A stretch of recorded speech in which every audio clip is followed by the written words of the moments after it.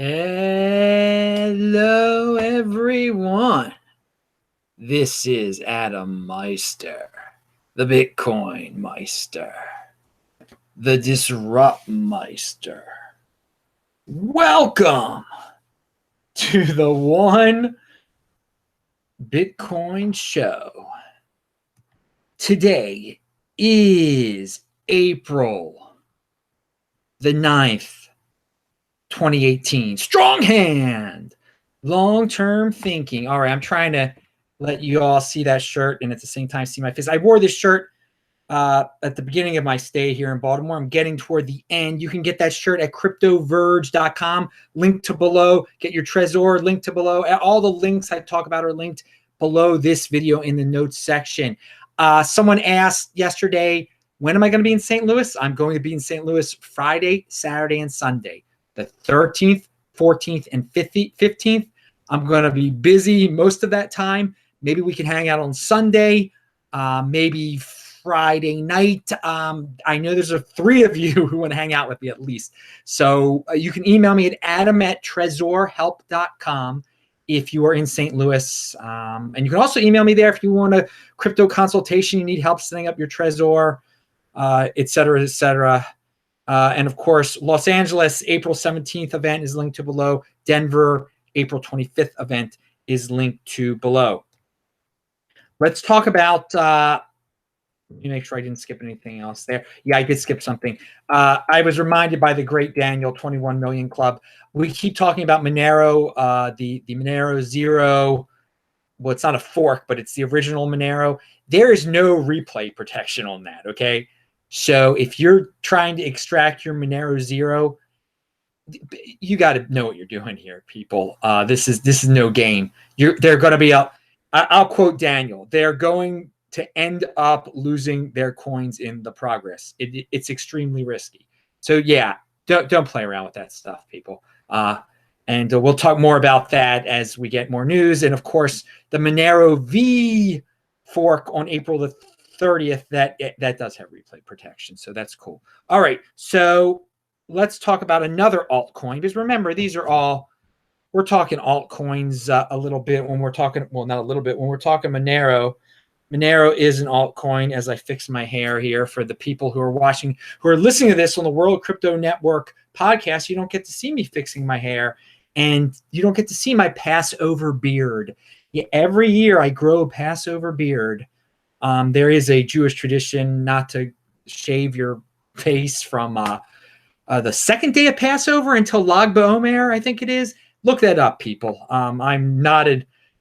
I don't know that one by heart, but I do like to do the beard around Passover to kind of try to do that. All right, so Zcash on Zcash article on CoinDesk. You know, and I don't care about CoinDesk very much, but the article, you know, it's talking about Venezuela. It says the anti-petro Zcash throws Venezuelans a lifeline. And, it talks about some company, and, I wish they would just actually talk to on-the-ground people like Gabriel, like Maximo, that are on my show. So if you want on-the-ground information instead of this corporate type of information, you come here. So they can do what they want to do, actually. But I was also, I was notified about this article partially because of the great Matt Odell on his Twitter feed. And he says, looks like they released a timely pump piece on Zcash to prove my point. Now, I'll explain his point in a second. And he says 9 other cryptos are supported, but Zcash gets the headline. Zcash is only responsible for 1.6% of AirTM's transactions. 3, disclosure on the bottom seems intentionally vague. Matt had been talking about how CoinDesk is a little biased toward the coins that the company that owns CoinDesk is invested in. And Zcash is one of those coins. And this article is all about this company, whatever it's called here, whatever, I don't know. It doesn't matter. The point is that the article makes Zcash to be a big savior. And really, this just might be a blown out of proportion story to get Zcash in the news, to maybe pump it. Maybe that's what they're trying to do. But this just calls attention to the mainstream crypto media that we deal with. If you're going to read CoinDesk, you're going to have to deal with some times where they have some coins that they might want to pump, that they're the company that owns them is invested in. So you're going to have to deal with that in this. I mean, it's the wild, wild west out there. So always take articles with a grain of salt. It's good to get information from dudes who are on the ground. And I try to provide that type of, and you know what? And everybody thinks Venezuela is insane, wild, wild west, where you can't talk to anyone there. Dude, I got Maximo. I got Gabriel. I mean, it's pretty, these dudes are willing to talk. They would talk to CoinDesk. They would appear, you know, literally for hours trying to explain what's really going on there. So, you know, I don't know. Is Gabriel in the chat now? I don't know if Gabriel's in the chat now, or if Gabriel's awake, or what the heck he's doing. He hasn't really mentioned too much about these other coins to me. I mean, you know, he's into a lot of different things. Zcash isn't the big savior of Venezuela. You know, CoinDesk can do what they want to do, and I'm going to do what I want to do. Pound that like button. And Matt Odell, again, it's all linked to below the article. And Matt Odell is just a great Twitter dude, man. Such insight, so awesome. All right, and again, if you're in the chat now live, you can do the super chat. I'll answer your questions. Always happy to see the people doing the super chat. All right, so Vinnie Lingham actually retweeted this, and I don't think he was actually trying to attach it to Bitcoin. I think he was just talking about it more in general terms, because Vinny is an entrepreneur. By the way, I wasn't even going to mention this. It was funny. I don't know. Vinny was talking about, someone commented on a Vinny thread and saying that he has, you know, they felt bad because he had so much to lose from the market being down, because Vinny really talks up the market being down. Like, some people get pretty annoyed by it, like as if he's trying to bring the market down. And someone kind of defended him, saying, well, why would he want to bring the market down? He has so much invested in it. Do you guys realize that Vinny, if he lost all of his cryptocurrency, he'd still be a millionaire? He's a smart dude. He was rich before this. He'll be rich after this. So don't think that his whole life is invested. If the Bitcoin market, if all cryptocurrency went to zero, you think he'd be ruined? You're very naive if you think that. He's a very smart man, a very wealthy man before Bitcoin, okay? So those of you, so that gives credence to the people saying that maybe he is trying to bring the market down. But he has nothing to lose, actually. I'm not saying he's trying to do that. I still read his stuff, and also I still read his stuff. I can be critical of some of the things he says. I mean, and I can use some of the things he says to help teach people. And he says some good things sometimes. No, I'm going to tell the truth about the dude. And he'll tell the truth. He'll admit it too, that he's rich. If he loses all his cryptocurrency, the whole civic thing goes to plop, he's not an idiot. He's got a nice house in Silicon Valley. He's got investments, other things. He's a smart dude, man. He was rich beforehand. He'll be rich if it went to zero tomorrow. Anyway, so that was a little tangent that I forgot to write down that I wanted to share with everyone. But and I don't have that tweet where it was a lady who was who said, "Oh, Vinny's got so much to lose, you know, so much." No, he'll be fine. Anyway, this tweet that I'm about to talk about, that, you know, this is he retweeted this. So these aren't his words, what I'm about to read. Those who define the category usually win the category. An example of this, product market fit, is a very dangerous idea, because if your product fits in a category designed by someone else, you're dead. Pepsi never catches Coke. Bing never catches Google. The real question is, can you design a category that you can dominate? All right. So he wasn't talking about Bitcoin. He was talking more business terms, I believe, at least. But I'm applying it to Bitcoin, and I'm going to apply it to real life. Bitcoin designed the category, okay? It designed cryptocurrency. The others aren't going to eclipse it. They're not going to eclipse the designer. You got to be an original if you're going to win, okay? They were so if you want to beat Bitcoin, create your own category. I mean, in theory, I guess you could create some hybrid, I don't know, hybrid cryptocurrency thingamajiggy that we cannot even picture right now. So that's my application to Bitcoin, that, you know, it defined the category. Let's leave it at that for my take from that tweet. But on a personal level, you just can't, if you want to be super successful in life, you just don't join a category and be like a mindless player in that. You're not just a part of a cog in the machine. You got to be an entrepreneur. You got to start up your own thing. That's how you win big time. You got to be different. You got to be afraid. You're not afraid of being alone. And that is something that I talked about on what was that, on Saturday's video, Beyond Bitcoin. People are really getting a kick out of that video. So of course, check out the links below to see all my archives, yesterday's show, Saturday's show. It has been wild lately. It has been wild. And of course, follow me on Twitter at TechBalt. I forgot to mention on Sunday in my notes section, I said something about the year 2023, and then I didn't talk about it in my video. I forgot to mention this. A reader wanted to know, what would Adam of 2023 tell Adam of 2018? Well, I'll tell you what that future Adam would say. He would say, and he would say this to all of you: have a freaking strong hand. You know, you should have been holding, you should have been buying in the past. Not, you know, now in 2023, a lot of things have changed in the world. And the people who have Bitcoin are basically part of the 1% now, are millionaires. So that future Adam would just say, and this is what yesterday's show was about. The answer always is hold Bitcoin. Just hold on tight, people. That's the answer to like every question out there. How do you not get ripped off by an ICO? You hold your Bitcoin. You do nothing with your Bitcoin. So Adam of 2023 would say basically what Adam of 2018 says, hold, and what Adam of 2015 said, hold. What, I mean, you can look it up in the archives yourself. Well, that reminds me. All right. Twitter post by Kyle Torpley here. He's a good one. He's a good guy. He writes some good articles there. What does he say? This is a pet. This is going back to the past. In the title of this video, I said old FUD rots.